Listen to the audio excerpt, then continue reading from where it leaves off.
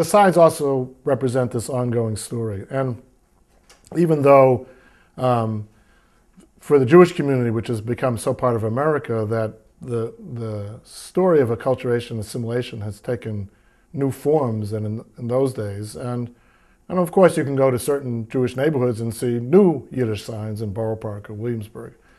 But it's also a very much American and a New York story.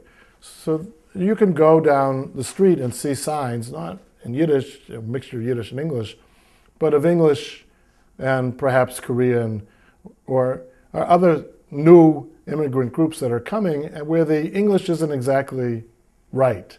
And so that is part of the New York story and a part of the American story. So that's one piece of how this is the Jewish version of that story, but it is a story that continues to unfold. And I would say, particularly in reflection of the election and who Barack Obama is a growing sense of the multiculturalism of America, and that's something to be celebrated.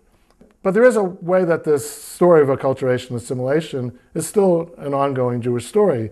And while there is much discussion and debate in the Jewish community about the future and is acculturation and even assimilation a problem for the Jewish community, I want to suggest that just as these signs reflect that there can be acculturation and assimilation, and that there always was acculturation and assimilation, that it isn't, while it's a challenge, that there are ways that that's part of the ongoing story, and there is a way that acculturation enriches the Jewish community. So I actually picked up a sign, a new sign this past Passover from a restaurant just around the corner from the JCC.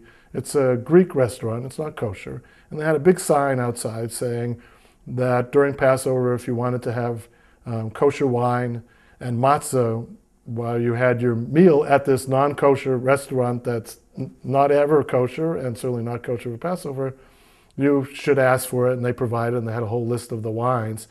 And not only that, in small print down the bottom, they said that if you want wine that isn't mevushal, it isn't sort of a certain degree of kosher, that they'll give it to you unopened and you can open it yourself. So it's a remarkable, right here's they're looking for customers who are going to be eating in a non-kosher restaurant on Passover, which, I think more people are careful about than perhaps during the rest of the year, but still want kosher wine, and not only that, in some sense want, without going into the details, super kosher wine.